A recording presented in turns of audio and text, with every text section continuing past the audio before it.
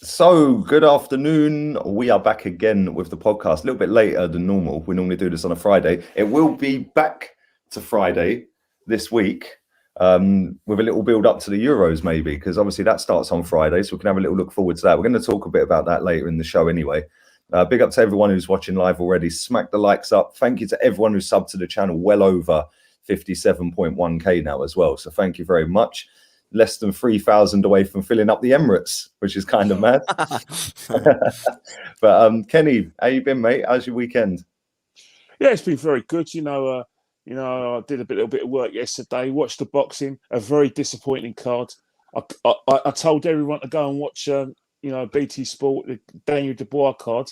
They gave it a 5-hour slot, and they only lasted for 3 hours because most of the fighters got knocked out early.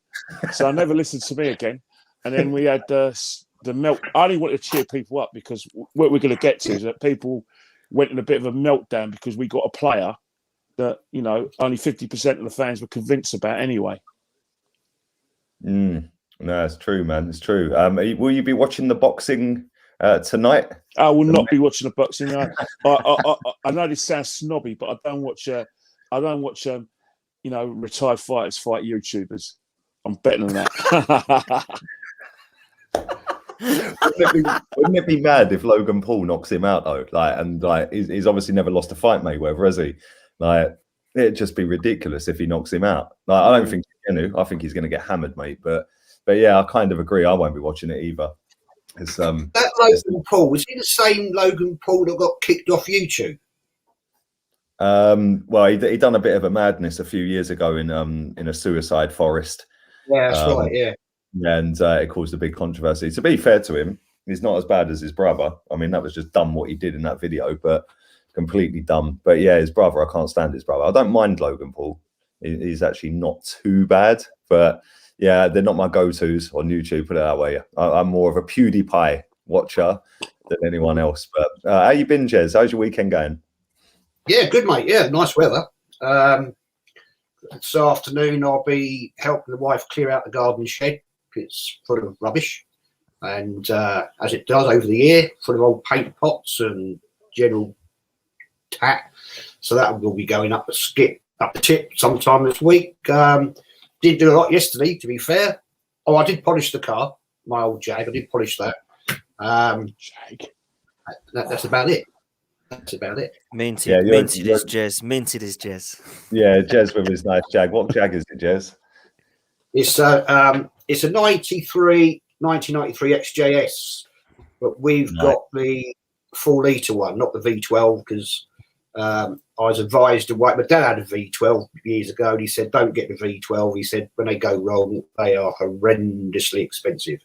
So the only reason we bought it, I can't lie, is my wife's always wanted one. And we bought it off a bloke in South Wales. He had it in a car collection for 11 years, which is nice. But driving it home, the steering rack fell apart. Oh, wow. All the seals fell out. And so it was like driving a tank coming home because I had no power steering. Good. But anyway, there you go. It's an old car and, Yeah, good weather to polish it yesterday, wasn't it? It was lovely. Oh, beautiful. Yeah, I mean, it's in great nick, that car. It's beautiful. It's actually mint inside. But it's got the usual Jag electrical problems that creep in here and there. And, but it's a toy, really. It's a toy. That's all it is. It's not a day-to-day car, that's for sure. Not if it's a 4-litre going around town. Jesus Christ, you need deep pockets to fill that up every couple of days. Well, I'll give you an idea. We normally just take it to car shows. But obviously, with last year, it did 150 miles last year. And, oh, wow. Because in the winter, we put it into storage because it will go in our garage, but you can't open the doors. The doors are like long, so you can't fit it, but you can't get out. So, it's a toy. Yeah. How was your weekend going, Dan? Yeah, sweet, bruv. Good to see you all. Thanks for having me back on. Happy birthday to you yesterday as well, man. Thank you. I hope it was a good one, mate. And I'm looking forward to talking about the meltdown that is Arsenal Football Club, bruv. So yeah, let's see what happens. Yeah, we've got loads to talk about. Chig, back again. How's your weekend going, mate? Happy 49th. I hope you enjoyed it. Oh, you joker. Don't even start with that. 39th, not 49th. Life begins next year, mate. Yeah, not bad. Yeah, it's been all right weekend. Got to say, I've enjoyed the weather. That's for damn sure. Yeah, it's been beautiful, man. It's a little bit overcast here today, but it's still quite warm. So sun's trying to poke its head out. But yeah, it's been lovely this weekend, man. Really nice. It's still quite sunny, man. So I can't complain. There you go. And London's always a little bit hotter than anywhere else because it's all built up, isn't it? So feels like you're in a sauna half the time when you're walking around London. But let's get into this Buendia story straight off. Obviously, I didn't know this had happened until I woke up today. Obviously, yesterday I was busy, but I've woke up today and I've seen that Aston Villa are pretty much tying up the deal to sign Emi Buendia from Norwich, which has sent a lot of our fans into meltdown. It doesn't take a lot to send our fans into meltdown, to be fair. But Kenny, what do you make of all of this? Because, you know, I've seen a lot of people hyping this geezer up to be like the second coming of Leo Messi. And me personally, I don't get the hype around him. Not only that, the only two clubs that were said to be in for him were two mid-table teams in us and Aston Villa. But what do you make of it? Do you think that we really wanted him, or do you just think that it was just a little smoke screen for somebody else? Look, the way I look at it, right, I have to be honest, right? I look at it this way. I've always been an advocate of Arsenal looking at players that were in their nose and players with Premiership experience. So I definitely understand why Arsenal went for Buendia, because, you know, he had a season in the Premiership and he's had a couple of seasons, you know, at Norwich, obviously in the Championship, and he's done really well. So it's kind of a long-term, you know, like target for the football club. So I can definitely understand why the club would go for him. Personally, I wanted Auer because I still think that he's, in terms of like what we need, everyone's talking about a number 10. I actually want a number 8. So for me, I'm not too fussed. So there was never going to be a meltdown from me. But I think the reason why Arsenal fans are going in the meltdown is because of the imposition of the fact that Aston Villa, who Arsenal fans, and let's face it, are a smaller club than Arsenal, have secured these services. But again, it's what you offer a player. You know, the player is going to go to a football club for one thing, ultimately, a good salary, big money. So obviously Aston Villa offering more. And then he's going to look at the whole situation. Am I going into a settled club? Am I going into a settled side where players, you know, I've got a coach who's going to has got a defined way of playing football, and also most importantly, am I going to get in that team? So, you know, he would have spoken to both you know, clubs, you know, and it, you know, someone like you know, like Smith has come around and said, look, you're going to play in my team. I'm going to do this and for you. Plus, we're going to keep Jack Grealish. We're going to try and keep him, Jack Grealish, and blah, blah. We've got all this exciting team. That's going to be a selling point. Now, if he comes to Arsenal, he's come to a situation where he doesn't know where we're coming or going. It's highly likely that, you know, that we're going to be getting rid of players before we can actually buy players. Plus, he doesn't know about his salary, the Arteta thing as well. You know, will he be here? Won't he be here? And he may see Arsenal as a club as, you know, not on its way up. That, you know, we're doing an evolutionary process. Whereas Aston Villa, it's an exciting project, especially for you know for the way they're playing, the football we're playing as well. Aston Villa are playing for some beautiful football, really attacking football. You can't really say that about Arsenal. You can't say that about Arsenal. We don't know whether we're a compact team or we're an attacking team. It's very, very confused. And as I said, we're not a selling point or employer choice for, you know, up and coming players, and that's for against Villa. Normally, we're having problems with recruiting players that Chelsea want, Man City want, Man United want, Liverpool want. But now we kind of found that our level isn't that level. It's actually, you know, the sort of mid-table slot with Villa. But at the end of the day, you've got to look at it one way. If you want to be negative, have your meltdown. But let's you know, roll back the years. And Jez, remember this. Remember Tony Cottee, Jez, in 1988, 89? He went to Everton instead of Arsenal because he said he wanted to win things. What happened? We went and won at Anfield in 89 and won the title 2 years later. So maybe we just have to, you know, look at it and say, all right, we've dodged a bullet because something better might be coming along. But at the moment, I respect the meltdown, because it's not just about not getting your target. It's the fact that someone's decided to go to a club that is not as big as us instead of coming to us. So I do understand and empathise with the fans. I really do. Because for them, it is an indictment of how far we're falling. And I tend to agree with that. Yeah, mate, I can't disagree. I think it just sums up where we are as a club. I don't get why so many people think this guy's a number 10 as well. Like, he's not a number 10. I don't know where this has come from. My little brother, my youngest brother, supports Derby County. So he watches the Championship week in, week out. The geezer is a right winger. And he's played right wing for 2 seasons straight at Norwich. Yeah, yes, he'll switch in game to left wing. Yes, he'll sometimes drop in at number 10. Yeah, and he can play anywhere in that front three. He's not naturally a number 10. He is naturally a right winger. So I don't know, one why we're looking at him, because we've already got Saka and Pepe, and 2, why our fans are hyping him up as a number 10.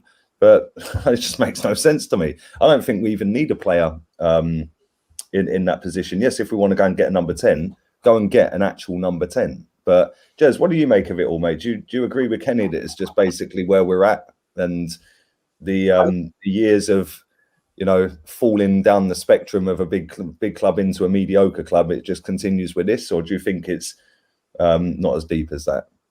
No, I totally endorse what Kenny's just said. And one of my fears, and I think I mentioned this before on one of the podcasts, is that where Arsenal is, the structure, the manager, the whole debacle really, is that my big concern is, will we as a club, where we've slipped down, to be able to attract any decent players? I mean, as you said, he's a right winger. Do we need a right winger? I don't think we do. And was it possibly typical Arsenal just dipping their toes in the water to see what comes along? I may be wrong in saying this, but I think, didn't we bid 30 million and up it to 35? So we were obviously interested. Or was it a smoke screen that we're after somebody else behind the scenes? But we've got no European football this coming season. And, you know, we've got a lot of dross in this club, which was proven last season, let's be fair. So are we in a good position to attract people like Aouar, players like that? I don't know. I have grave doubts about all this, and I can see under Arteta that next season could be equally, if not worse, than this season, especially if we keep Bellerin, Xhaka, Entekia, these sort of players. I can't see us getting out of this ditch that we're stuck in, and I have grave doubts about it. But yeah, I think, you know, this is just typical Arsenal yet again. And we're not talking about Man City this time. We're talking about Aston Villa. Like, with all due respect to them, they finished 11th in the table. Yeah. And they've already got one of the best attacking forwards in the league in Jack Grealish, if not the best. Like, you know, I just find it hilarious. What do you make of it all, Dan? Well, I like Emi Buendia. I do. I think he's a good player. But let's get it straight. This geezer's not a marquee signing, like people are making out. And if we do sign him, then you look at that and say perhaps it's an upgrade on some of the positions that we've got. But I could take it or leave it.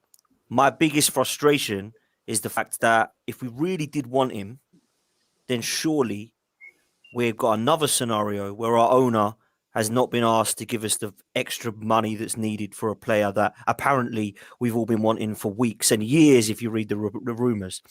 So I'm on that 50-50 at the moment of, did we actually want this dude?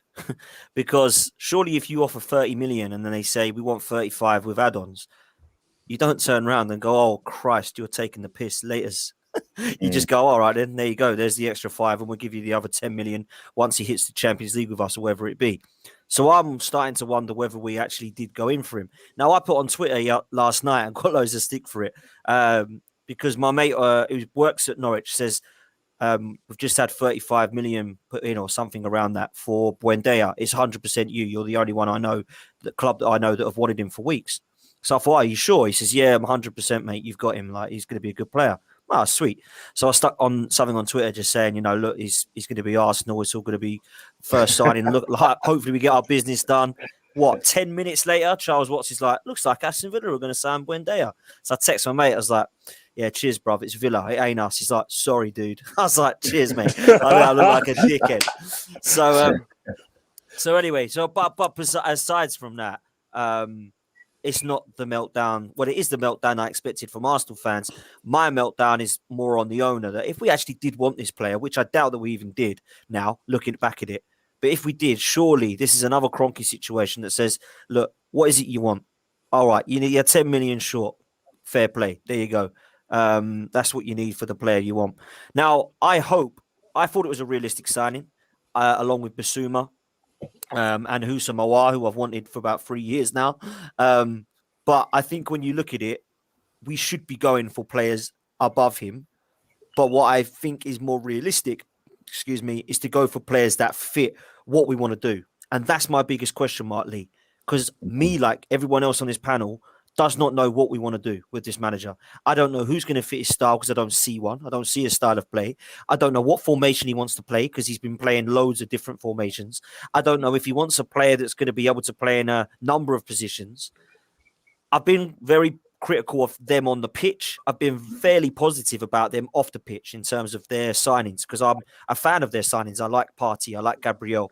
I like the Martinellis and the Tierney's of the new regime, albeit under a different manager. We had the same regime behind the scenes signing these players. So I've liked that they've got more right than wrong. My problem is I don't know where we go with this manager, and I have no belief or confidence going into next season with, say, a Bissouma and a Haaland and a Grealish and unrealistic signings, because I still don't think even with that team, this manager is good enough to coach them into glory. So that's where I'm at the moment as an Arsenal fan. It's really depressing because I hate the owner, I hate the board, I hate the manager, and I hate the fucking fans, if I'm honest with you. Because I look at it, what do I like at this club? People say to me, you're so negative. What the fuck is there to be positive about at the moment? I don't like anything about this club. Honestly, if this club's coach pulled out outside my window, I'd go and give a high five to Kieran Tierney and tell the rest to fuck off. Honestly, I literally can't stand some of these players, mate. I absolutely hate their mentality. I hate the way that they are coached by this clown. And I sit there and I think, why should I be affected by people slagging me off for being negative? What is there for me to be positive about? We finished 8th twice. We're getting worse. We're out of Europe now. And we've just lost out, apparently, to a signing who's gone to Villa because he'd rather go and play with Jack Grealish than Granit Xhaka. I don't blame the dude. I do not blame the dude. So, maybe I'm a bit harsh. I'm a massive fan of Saka, Smith Rowe and Martinelli as well as Kieran Tierney. And I do like Gabriel and Partey. Otherwise, anyone else can go if they want. Like, I just don't care. I'm just so low at the moment with this football club. It's depressing, Lee. It's depressing. It's definitely gone sideways real quick, and then it took a vertical drop after that as well, isn't it? It's mad. Oh. The fall from grace of this football club's disgusting. Before I come to Chig, who's been waiting very patiently, there is over 1,000 people watching this. Make sure you smash the likes up. I'll get all of the guys' socials in the description in a second. I should have done that before I started, really. But I'll get that in there in a second. Thank you to everyone who's put a super chat in as well. Appreciate that. We're going to speak about Arteta shortly, Mitchell, so appreciate that, my friend. For me, I'll give you a quick answer, and I'll come back to it later in the show. The best signing we can make this summer is a new manager. So yeah, but Chig, let me come to you, my friend.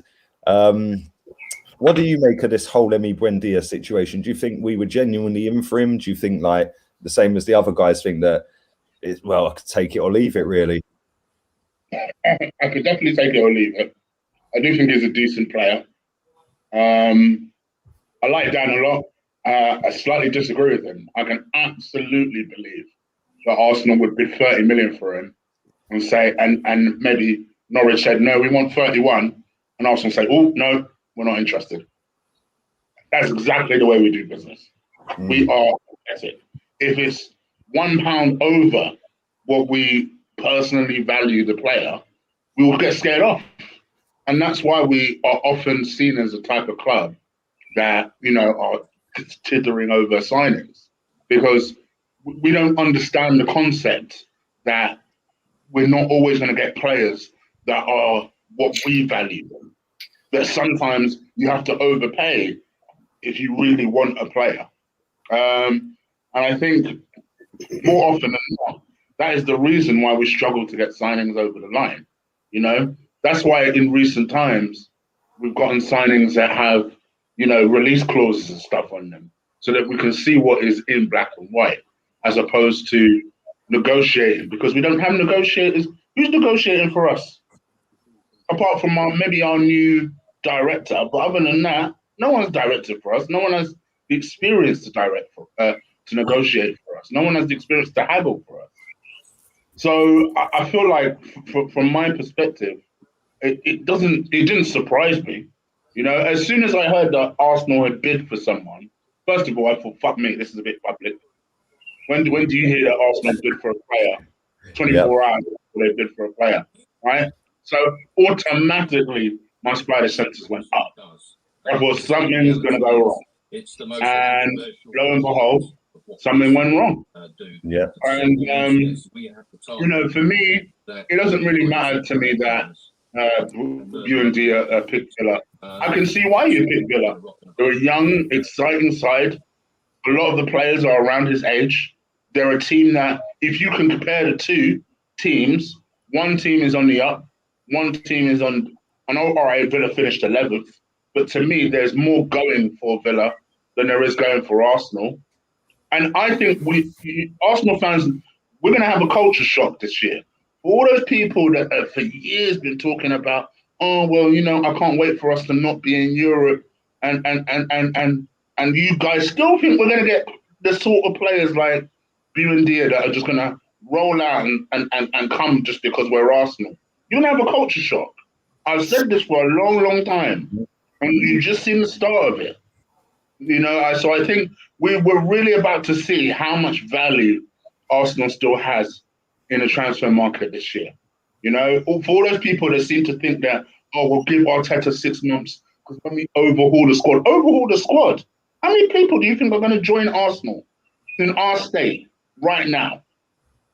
So I think people need to calm down and let's just see, first of all, who's interested in actually coming to us.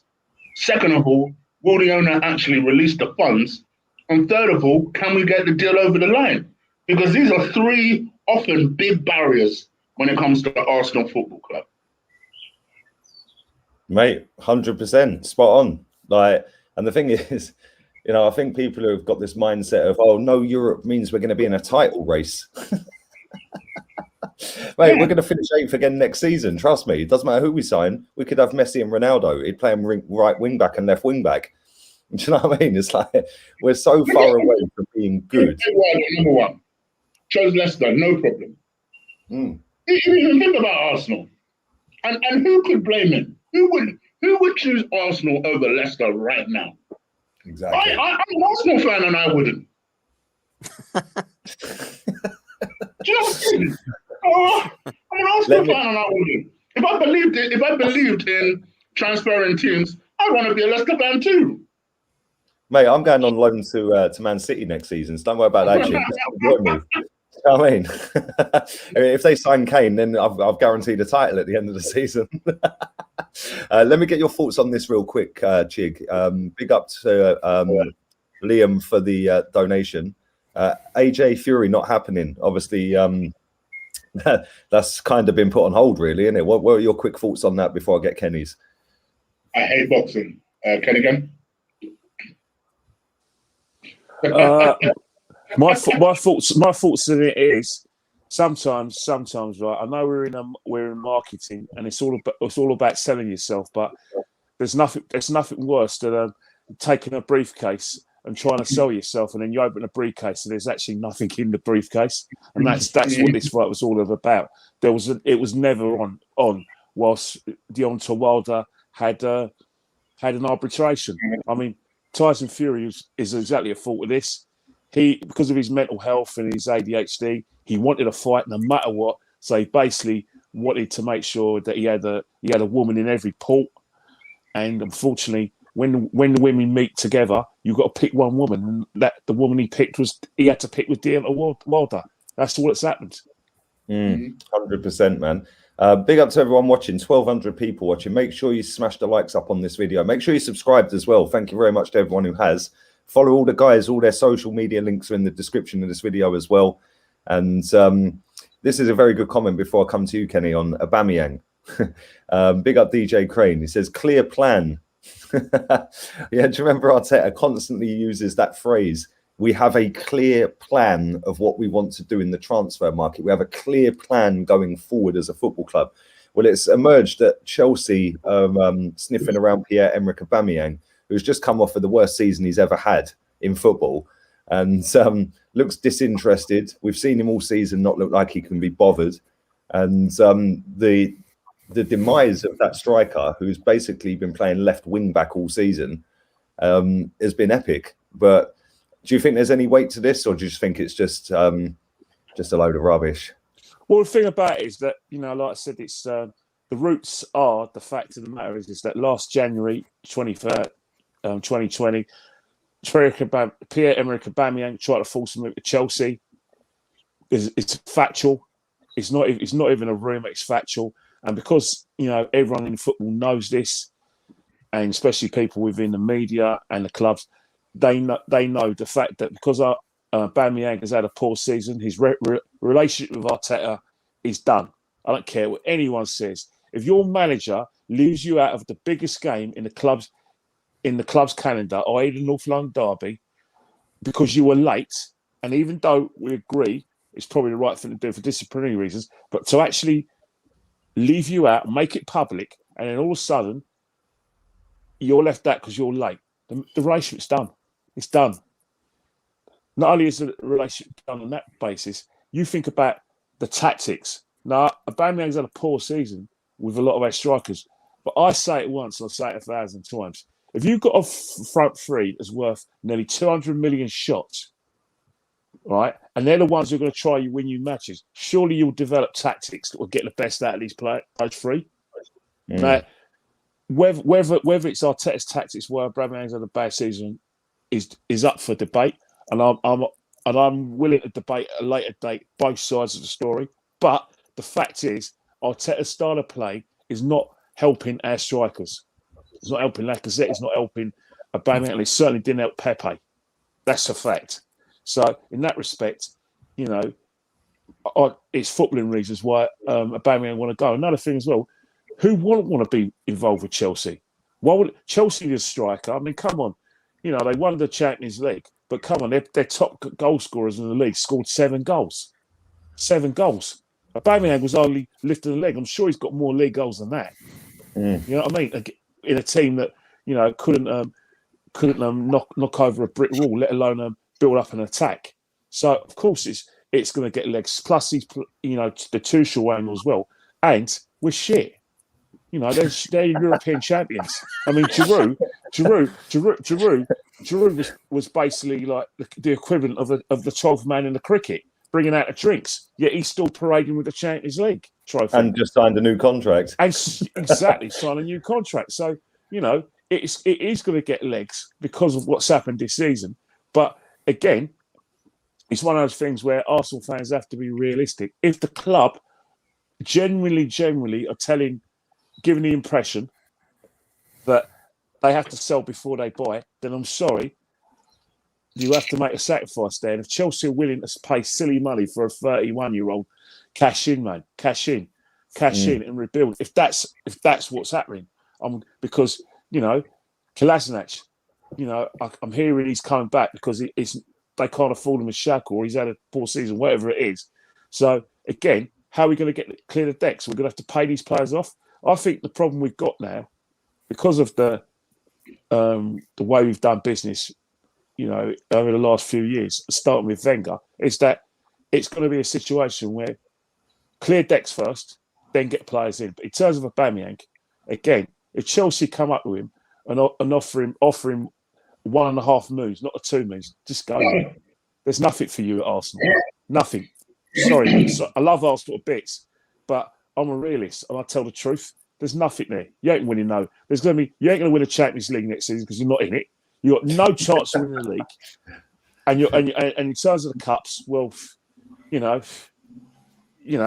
can build up a league, but as long as this man's your manager with his depth of tactics, the best you're going to hope for is the European Conference League. So the balls in Chelsea's court, the balls in Arsenal's court, and the balls in Aubameyang's court. That's what I've got to say to them now. Jez, how much do you think? I mean, obviously, I don't know whether this story is true. None of us do. It wouldn't surprise me. And if Chelsea do want him, then he's definitely going. How much do you think we could get for him if we was to sell him? And would you sell him? Well, first of all, I think Arteta's clear plan is now a very foggy plan. And I have to agree with what Kenny just made there. I've been thinking this for a while. I think the relationship between Arteta and Aubameyang has fallen apart. And they need to get divorced, to be honest. I think, and I've said it so many times before, Arteta has sucked the lifeblood out of a lot of these players. Yeah. He's confusing tactics. I think he's very arrogant. And I think that comes across to the players. But to answer your question, if this is true, and I would not be at all surprised this is true because Tuchel has worked with Aubameyang before. Probably they like each other. How much could we get for him? I would say 35 mil, maybe.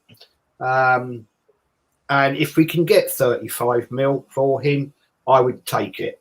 I think his days at Arsenal are finished. I just don't think he's happy at Arsenal anymore.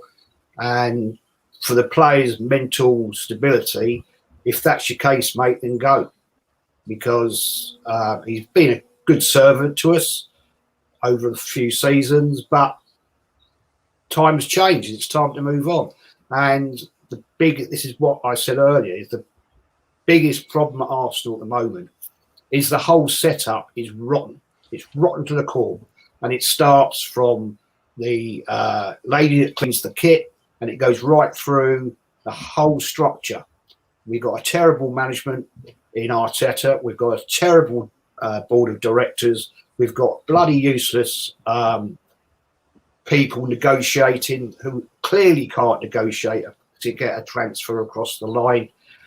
We're not in a position, I personally think, where we're going to attract anybody decent. And, as Lee, you said it so many times, we've got to sell players to get new players in. And if we can get 35 million for Aubameyang, then so be it. And it's time to, move on. Dan, obviously, there's a lot of people in the chat saying get rid of him. A few are saying get rid of Laka instead. If Chelsea come in for him, they won't pay him 375 grand a week, that's for sure. I mean, that in itself just sounds ridiculous, doesn't it? 375 grand a week for a team that ain't even in Europe anymore, with an elite goal-scoring machine until he signed the contract. Where do you think it's all gone wrong for him? And do you think he would go to Chelsea? Where it's gone wrong for him is this manager has decided to put somebody on a ridiculous wage and then play a system he doesn't fit into. That's what's happened. He's stuck him out on the left. He's put him out on the right a few times I've seen.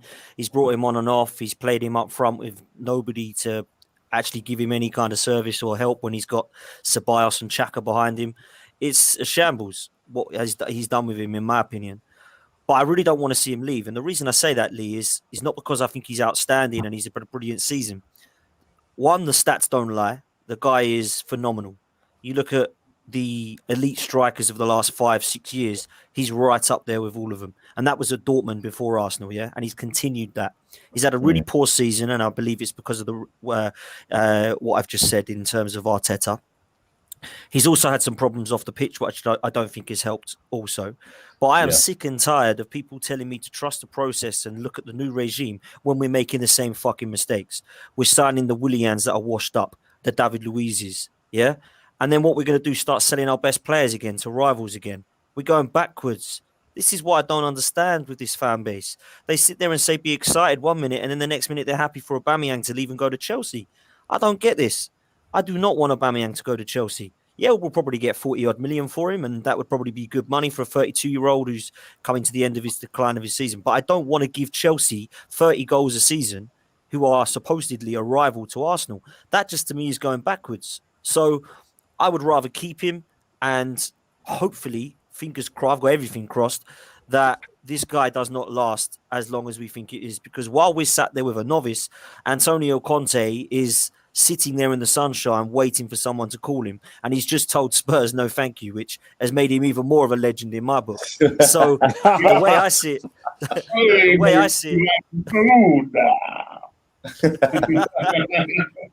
so the way I see it is do all you can to go and get this dude, because these guys clearly don't know what they're doing.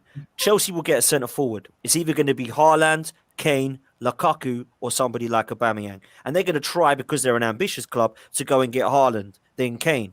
Then they'll try and get Lukaku. Then they'll try and get Aubameyang, which is what I've always said we should be doing. And we never do it. We never do it. We got in for Buendia when we should be trying to go in for Jack Grealish. That's not what happens at Arsenal Football Club. Yeah? If Jack Grealish is as unrealistic as people say, then you go down the list and say, right, who's next? Okay, who's next? That's what Chelsea do. Chelsea will be sniffing around Haaland. They already have been, apparently. They're sniffing around Kane. Tottenham are never going to sell him to Chelsea. So he's now got to go down to the next person, who's probably going to be Lukaku. Then they go down to the Aubameyangs and see who's about. That's how they do their business. So would I sell him to Chelsea? Absolutely not. I want to keep him because I see a good striker there. He still scored. I think he scored 11 goals in 14 games for Arsenal. Was it 10 goals? 10 league goals he scored. So while fans start slagging him off, and they did the same with Giroud, by the way, who since he's left Arsenal was won a Europa League, World Cup and Champions League. They did the same with Giroud. So, and he didn't even have a shot on target in the World Cup and still lifted it. Honestly, mate, it's unbelievable. So I sit there and think that I don't want to see these players leaving because we are going backwards. And by going backwards, if people actually sit there and say this is a new regime and they're happy with Szczesny and goal and Ramsey in the summer, then please go and support someone else, because that is going back to 2010. I'll tell you this now. That is going back to 2010. Shocking, mate. What do you reckon, Chig? Rediscover his form, or is he going to leave? I 100% agree with what Dan has said, apart from I think you lot would be optimistic to get more than 20 million for Aubameyang at this stage of his career, to be honest. But I think other than that, you don't sell him to Chelsea at any cost.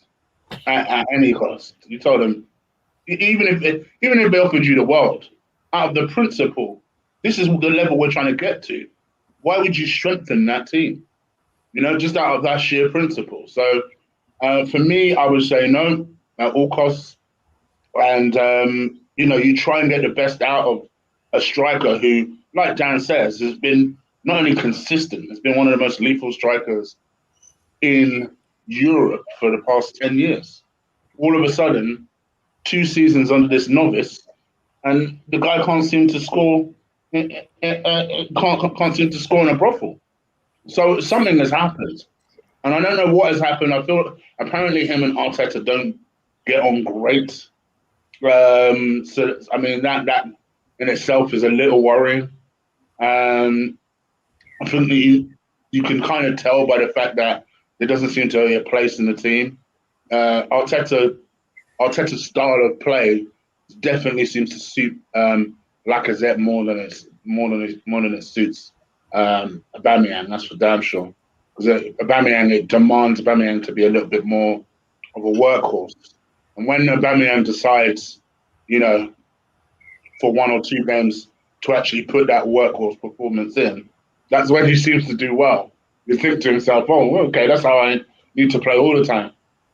But I feel like Dan says, I think for me, it's hard to be optimistic, even going into next season, because when you've seen a season and a half and you kind of have an idea of what you're going to get, now we've missed out on supposedly a key target. We don't seem to have a real plan B other than supposedly we're opening talks with Neves. Okay. To me, this is not really inspiring stuff. This is not the kind of stuff I want to hear. But for me, like the thing that made my weekend was just the fact that Conte has been offered this job for about a week now. And he's just been like, clearly he was just looking at this offer like, no, forget this. No shot.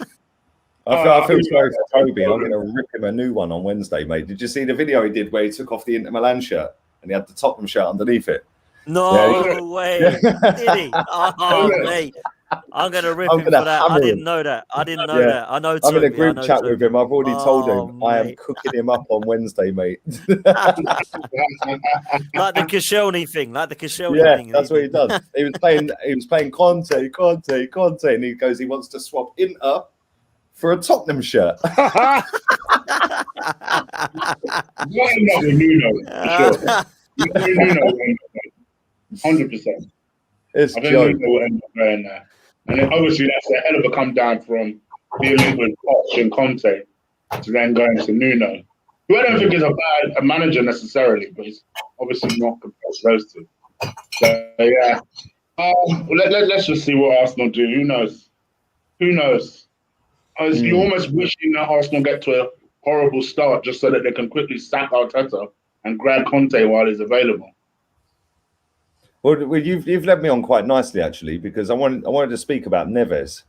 Yeah, just quickly. I don't want to spend hours on this, but Kenny, what do you? Obviously, the stories are coming out today that we're in advanced talks with a guy. I actually think he's a very good player. Technically, I think he's quality.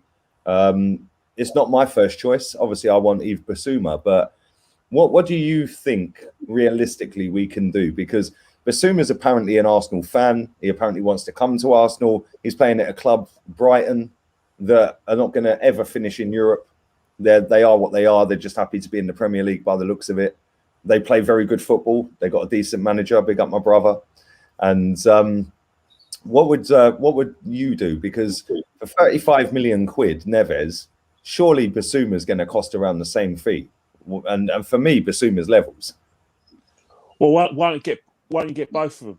Why don't you have a good midfield where you have Partey, you have Bissouma, and then you have someone like a Neves or an Hour, and those two players can give them protection. So in order to give them protection, be their legs, so they can concentrate and create, like being a more linking the play, I said being our playmaker, keeping possession, and providing chances for the strikers. You could get all three. I don't see any reason why that wouldn't be the way forward. So, that if Arsenal are really, really serious, it's not a case of just having Neves or Bissouma or Auer or Bissouma. Get them all, because the positions we need to fill are clear as the light as day. Goalkeeper, right back, another midfielder alongside Partey, a creative midfielder, plus top class centre forward. Those are positions. So it can't be one or the other. You can't have an half job here. If you're genuinely serious about us making a recovery, because let's cut the crap here, right? The evolutionary process stops now. Stops. Enough's enough, all right? The Cronkies, I've got an open goal here. And I could see Dan's frustration, why he's really pissed off. They fucked up with ESL, got caught with their trousers around their ankles with their genitals hanging out. If you want me, sorry if there's women's around that, but that's exactly what happened. That's exactly what happened with ESL. All right, they had a situation where you had a protest, a very, very good protest before the Everton game, and then you had an open goal 2 weeks ago. Josh was there. He was there. You had 10,000 fans, and you had to protest. What would happen? Oh, I can't wait to get back to watch me Arsenal. Oh, miss me. Oh, look at me. Oh, here's a selfie. I'm here. Oh, I missed it. You got people on a fan cam running around. Oh, I'm here. Josh was there. Yeah. ESL, the fans had a situation. We finished 8th. Let me tell you something about where we're going wrong with at this football club. It's not the players who set the standards. It's not the manager who sets the standards or the owner. They are all hired help. It's your club, fans. Yep. It's our club. We set the bloody standards at Arsenal. We demand that we're not going to that revolutionary processes. We don't wait for a manager to come to the club and lay out their ambitions or an owner to lay out ambitions. We tell them what to do. We tell them we want the best players available. We tell them that we won't settle for 8th place. We tell them that we want to win the league every season and we want the best players because it's our bloody club. What's wrong with these fans? What's wrong with you guys? It's your bloody club. Yet you're waiting like little 5-year-olds for people who are not even fans of your club to set the standards. Your fault. All of this is down to you. Wenger was out of date and out of fashion, and he was past his best, and you still wanted him to stay on. All these people, to this day, Wenger slander. I'm not going to name names, but they very much influence. They influence young fans. And they have big fan bases. Wenger slander. Arsenal fans deserve what they got because of the way they treated Wenger. It's fans like that that are holding this football club back. So when you say, do you want Basuma or Neves, why not both of them? Because you're talking about an evolutionary process. Well, evolutionary went out of time. It's about revolutionary now. We finished 8th 2 seasons in a row. We haven't won the league for 17 years. The problem, we did this in 71, where we just sat there and celebrated winning the double and be able to do it in colour. And then George Graham coming. Now we're celebrating having a gold trophy. That's gold. You know what I mean? Kagan is right, by the way, because that's exactly why the likes of Mohamed El Nene have an Arsenal career. Not because he's good, but because he doesn't fuck up. That's exactly. That's the situation. Demand more. It's your club. It's your club, not theirs. It's your club. Don't go crying if things go pear-shaped. When you've had an open goal like 2 weeks ago where the owner is there, but you do nothing. And there was 10,000 fans going to that football match, and there was only 100 odd people outside protesting. That tells you everything you need to know about where we are as a fan base and a football club. Kroenke must have got into that ground and thought, flipping hell, that was easy. Hey, Lee, one more thing before I get Jez. We set the standards. The minute we started, we did demand more from Wenger. The Kroenkes went, look, that lot, I'm going to be scared of those lot. Do me a favour. Percy Sugden's got more punch than that lot. That's how they saw it. We set the precedent. It's facts. It's true. It's so true. And the thing is, all of us have got standards that are up here. Yeah, because we've grown up on our club winning. Yeah, all of us have. Yeah, we've gone through little lean spells here and there, but ultimately we always compete until we move to the stadium, really. But Jez, what do you make of this Neves chat? And do you agree with Kenny? Should we be getting both, or do you think that we should be getting even better than both of them? Out of the two, Neves and Basuma, I would prefer Basuma personally. But yeah, I think Kenny's right. You know, we've got to be ambitious. We need a decent midfield. You know, we need a decent engine, and we won't do that because we're just plastic Arsenal now. And I 100% agree with Kenny that our fan base is so bloody weak now. Let's remember back in the day, yeah, it was the Arsenal fans that got Terry Neal out. Yeah, I mean, I was at that protest with my granddad, and it was down to us as a fan base who demanded the best that he went. Now, that ain't happening anymore. And I think also the problem is that we have such an arrogant board that they don't give a flying fuck about Arsenal fans. What we think is not important to them. And that is such a sad thing. And I'll come back to it again. It's going to be a long, hard road for Arsenal. Get back to any standards of being ambitious. And it's an interesting thing. At my birthday party last week, there were several fans there from different clubs. And we're having a big debate about this, about fan base. You look at Newcastle, right? They desperately want their owner out. Yeah, they are passionate about their club. We don't see that at Arsenal now. Chelsea, they demand the best. So, you know, their managers are kicked out if they're not doing the business. We don't do that. Wenger stayed too long. I mean, I was a great advocate of Wenger when he first came. He turned Arsenal round. We were playing dream football and winning the Premier League. But he stayed too long because he again was too arrogant, and he was Mr. Arsenal in that he ran the club.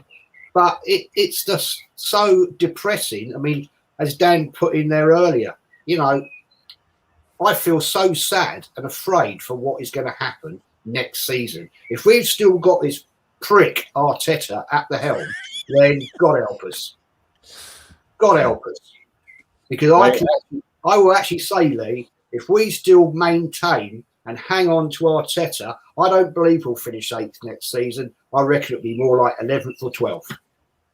No, mate, listen, it's been a mad decline of this football club. Of what both of you and Kenny have said, it does stem from the fans, because when you accept 4th as a trophy, sorry, that was the day this football club died. Yeah, being told 4th place is winning a trophy. Sorry, mate, and that was coming from a manager that came in with a winning mentality, to then lose all of that over the years to go, well, 4th place is a trophy, mate.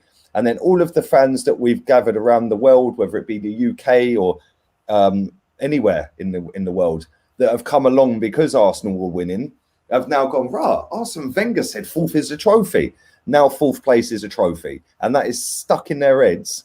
Yeah, oh, you got to get Champions League. You got to get No, I couldn't give a toss about Champions League, because we ain't going to win it. So I'd rather not be there. Like, what are we going to do? Get out of the group if we're lucky and then get pammed in the next round? No, thanks. Yeah, I'd rather go in the Conference League. At least we have a chance of winning it and we get to visit some other countries. You know what I'm saying? But it's kind of sad we're not even in that. What do you make of it all, Dan?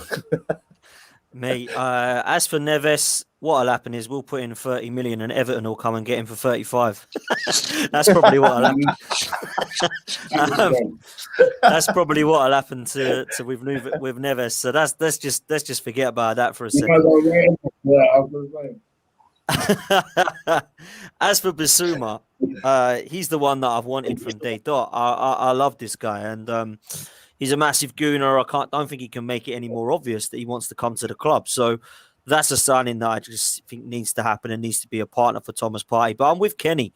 I'd be going for more than that. It wouldn't just be Bissouma for me, because you're still stuck with El Neni at the backup, and you're promoting Aziz through as your backup. So as far as I'm concerned, if the Chakas, Torreira's, Guendouzi, Maitland-Niles and Willocks are all off, we need to really look at that position for us. So Houssem Aouar is available for a very small amount from what you hear from Leon, because they're skint and he wants to leave. That would be a great signing. And if Neves is a realistic target, I would take him, because I think at 24 years old, he's still got a lot to give. So be more than happy with that. As for the fans, bruv, I don't know what else you want me to say. I mean, I've been saying for a long time that these fans can't unite, and the protests say, oh, I was really proud at Everton. And I thought to myself, wow, maybe everyone's starting to wake up a bit. I mean, it's only taken 10 years, but maybe they're starting to wake up a bit, and we're actually uniting. And that lasted, very, very minimal, because the next protest, it was let's clap the fans in. The players in on the bus. And then the one after that, there was, as you say, a few people saw the weather and thought, oh, nah, no thanks. I'll just stay at home. So they were singing, what do we think of Tottenham? That's what they were singing. It's like, well, it's a protest about the owner, mate. These are the same fans that are telling me to trust the process, which I've been trusting for 16 years under an owner that, by the way, is still here, but they want me to trust another process and give him another summer. I'm done with all of them. I don't want any of them here. I don't rate any of them. I am done with them completely. And I'm sick and tired of going to protests, and I'm sick and tired of trying to shout my opinions out, because the way I see it is the majority of the fan base are still telling me to sit down and be quiet, shut up and be positive. Yeah. Why do you think I didn't bother? Positivity. Exactly. I went driving 200 miles to that. No, thanks. Exactly, and I know many that didn't leave because they went 10 years ago, and now they're Yeah. pissed off. One of our mates, Manny, went 10 years ago, and he's now sat there going, "Why am I going to go again when I got spat at and shouted at last time? No, thank you. I'll leave it. I'll stay. I'll stay put. You guys deserve this. This is what you guys asked for.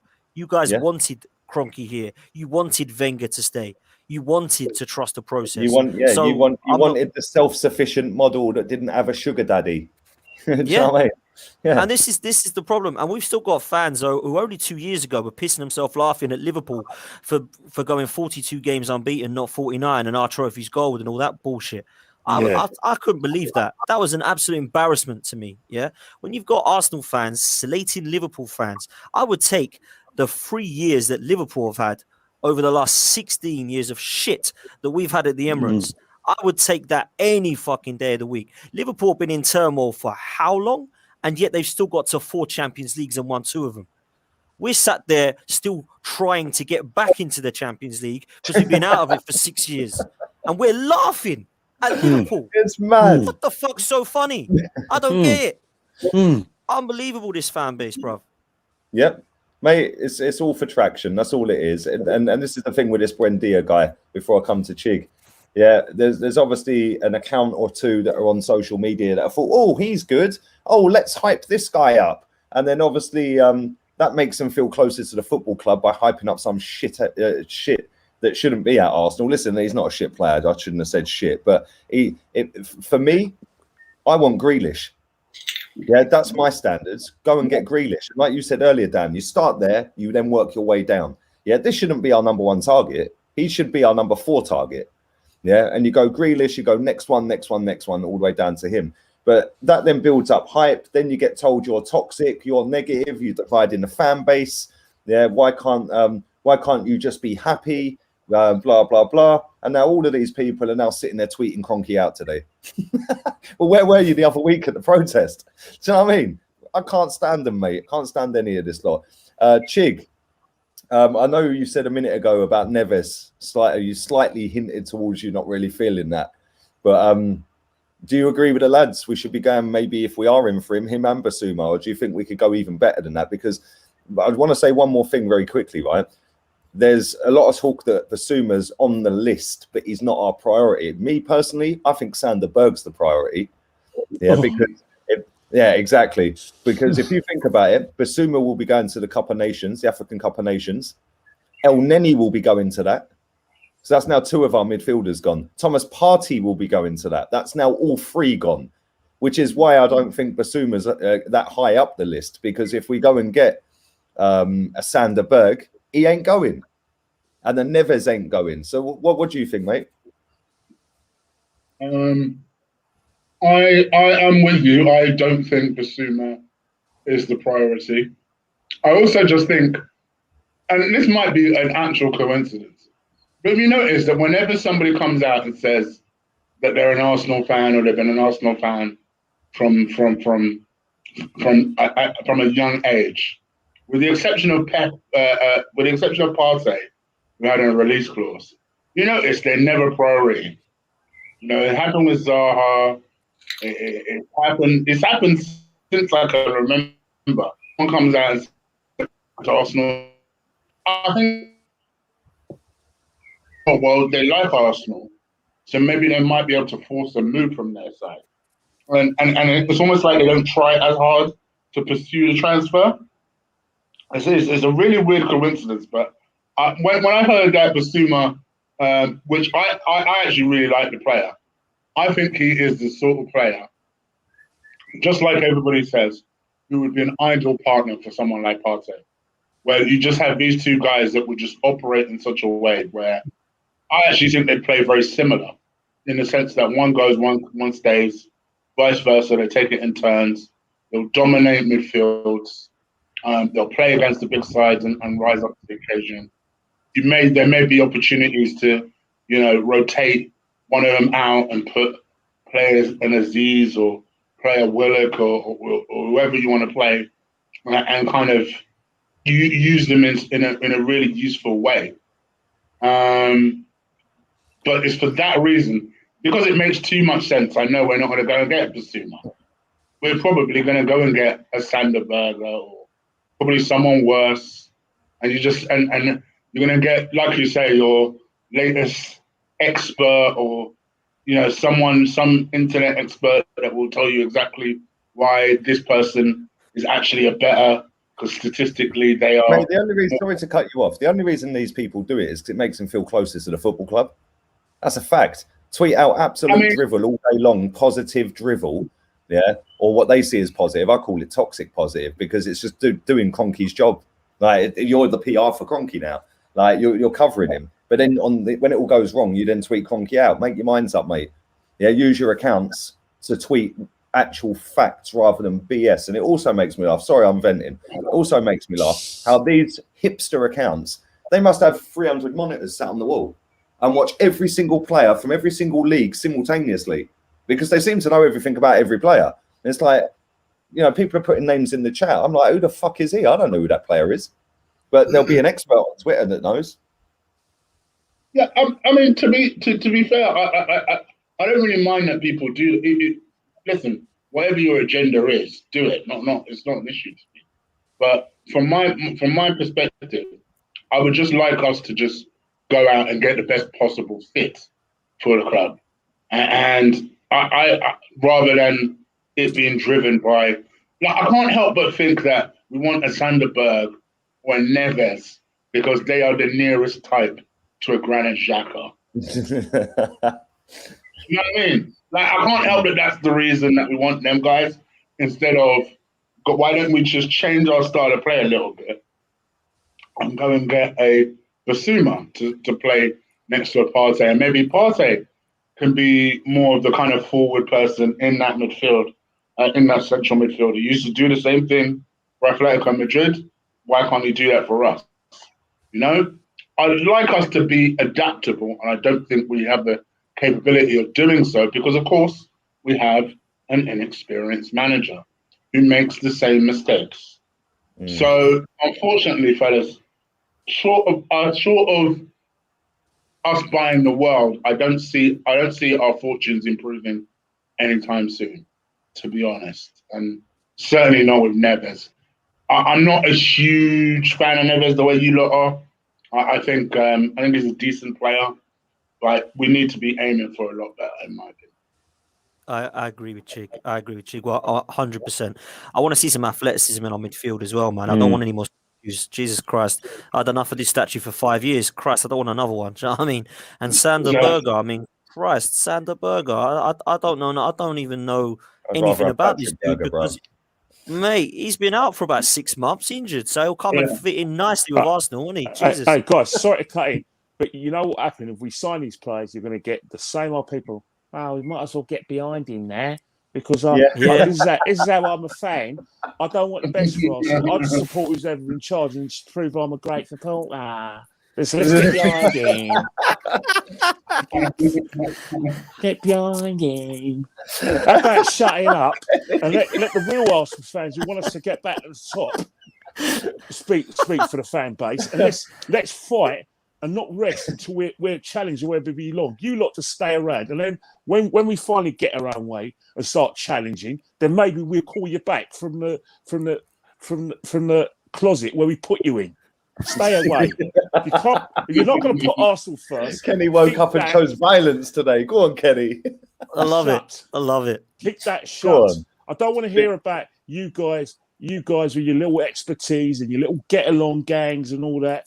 And blah, blah. I don't want to be toxic. I want to be friends with everyone. And that, I don't want to upset anyone. Oh, sorry, mate. Let me tell you something. This is the rules of an Arsenal fan when you support Arsenal and you love this club. Arsenal first, then your wife, then your mum, then your kids, and then your friends. This is what's the most important thing, right? Arsenal has to come first. Arsenal has to challenge. Anything else, forget it, right?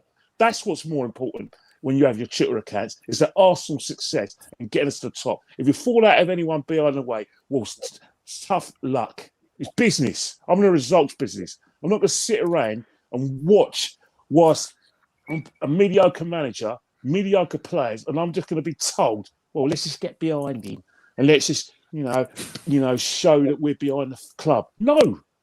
Let's just say we're not standing for this, and let's see if we can get back to the top. Remember, It's facts, I was watching mate. a game, Facts. and I said this last week. I was watching a game on YouTube in 1983-84. Guess which teams were playing? And guess which division? Chelsea, Man City. And guess which division they're in? 38, nearly 40 years later, then the Champions League final. Oh, mate, Kenny, you're on fire today. Absolute facts. Every one of you as well. All of you, man. Big up everyone in the chat as well. It's been lit, man. 1,550 people watching. There's not enough of you subscribing. So what are you waiting for? Unless you're already subscribed. Smash the likes up. Subscribe to Chig's channel. That is in the description of the video. Dan, his Twitter account is in the description. Kenny's as well. And Jez's Instagram. Before we wrap this up, thank you to everyone who's popped a donation in as well. Let me quickly read this. Apparently, we're going to try and loan Odegaard again. It's a disgrace that we are depending on loan players in key positions. Edu and Arteta are killing us. Facts, mate. Facts. Obviously, the Euro starts on Friday. Let me just get quick predictions. Let me start with you, Kenny. Who's going to win it and how far are England getting? Right, England are going to get in the last 16. They're going to lose to Portugal. And my winners are going to be Spain. Spain will beat France in the final. Oh, very, very nice. What about you, Jez? Yeah, I think England will get out of the group and then they'll go out. And I agree. I think Spain will win it. Wow. Okay. Dan? Surprised by that, man. I'm going France, man. I'm going France. I just think their squad is ridiculous, mate. Absolutely amazing. As for England, if we had a better manager, I'd have more faith. But when you're picking 4 right backs, then he's obviously been giving Mikel a call. Maybe he'll play a false 9. But we'll see what happens. I don't think we'll get anywhere past the quarters, if I'm honest, that sort of area. But on paper, we've got the best chance. I really am excited about some of the England players. I really am, especially in the attacking positions, So we'll see what happens, but I will go for France. I think Portugal, I've got a wicked chance. Their 11 is fantastic. Belgium's is too old for me, but yeah, France for me if I had to pick one. Chig? Portugal, France final. I'll edge towards Portugal. Ooh. And I think England last 8. Last 8. Okay. Interesting. I'm going to go England get knocked out in the first knockout round, which is what, last 16? We're just get out the group. It's not going to be as easy as people think. We've got an absolute clown in a waistcoat managing it. It will probably leave all of the best players on the bench and play all of his favourites. Lee, also, how many injured players is he taking to the tournament? How can he only take 3 strikers? 2 of them, one of them's injury prone. Obviously, he's one of the best strikers of world football. Dominic Calvert-Lewin, who hardly scored after Christmas, and yet he's got players who can score. What happened? What has Ollie Watkins done wrong? Oh, mate, I couldn't believe he went in the squad. Same with Ward-Prowse. I don't understand how them 2 ain't in that squad, but then you got the right. It's because we need 4 right backs, boys. Come on. Come exactly. On. He's probably going to play more. And one of them got injured. One of them got injured. One of them was injured. Yeah. I was joking around saying, who's he going to go? Is he going to see if Carl Jenkinson's still available and call him up? Oh, mate. But yeah, I agree with Dan. I'm going France. I just think they're way too good, man. And Mbappe FC, he's going to come to shine on the tournament, man. Big up to Nick as well. Thank you very much. Is Buendia an upgrade on Smith Rowe? Totally different positions, man. Like I said, he don't play number 10. I know he's come out and said it's his favourite position. Well, why have you been playing right wing for 2 seasons then, mate? Do you know what I mean? Why don't you have a word with your manager and play at number 10? And I'd rather Smith Rowe at number 10, if I'm honest. Big up to McDowell. We're complete Peter Miles of world football. Interested FC strikes again. Rather, it's a shambles, this football club. We're interested and we lose out every time. Why don't we just go and get our job done, go and sign the players, negotiate properly, and that's that. Big up to Martin as well. I'm Norwegian and I've seen Sander Berg since he was in the Norwegian league, and the kid is not top class. But he does have skills Granit Xhaka can only dream of. That is the best, mate. I don't know. Yeah, seriously, Martin, that is class, Martin. I love that. That is the best comment of the day. Even his own compatriots don't rate him. No doubt we'll sign him, and he'll be the best thing since sliced bread, mate. Oh, Yeah. mate. Let me That's quickly class, pin some that of is. these That as is well. Thank you very class. much. Let me quickly pin some of these. Italy will come to the semis. Man said I'm overhyping Smith Rowe again. Come on, Ben. Smith Rowe's a good player, man. He needs more goals, though, to his game, but I'm sure that'll come. Joanne's going France. Spain can do it. A lot of people are going for Spain. Like, I don't really understand. Spain ain't really got us forward, have they? Spain ain't got us forward. They've got Morata, and that's it, innit? You were watching the game against Portugal, weren't you, when Morata missed a hat for again, didn't you? Yeah, but I don't rate Morata, Ken.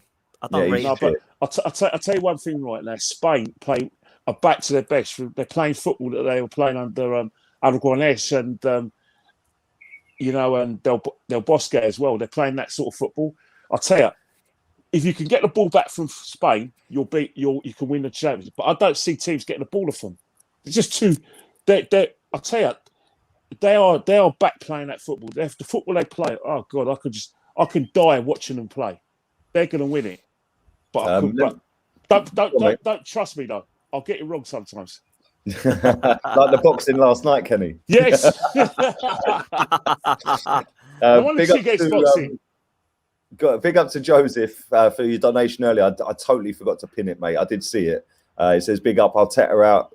We need better. And big up to Afsal. I missed yours, mate. I didn't even see that come up on my screen. So thanks for reminding me. Abba balled under Emery and every other manager he's had before, but looks rubbish under Captain Con Collector. Not a coincidence. Arteta out, free Aubameyang. It's true, isn't it? And on that bombshell, thank you very much to everyone who has been watching live. I do appreciate it. Big up to everyone who's been in the chat. You lot are crazy. I will be back again at 5 p.m. It'll be an upload. And I'll be back again at 9 p.m. with another one. Other than that, I'm chilling. I'm going to go and sit in the garden. The sun's out and enjoy my afternoon. Big up to Kenny, Jez, Dan, and Chig. All of their links are in the description of this video. And all have a wonderful Sunday. We're out of here. And Arteta out. Go and watch the cricket.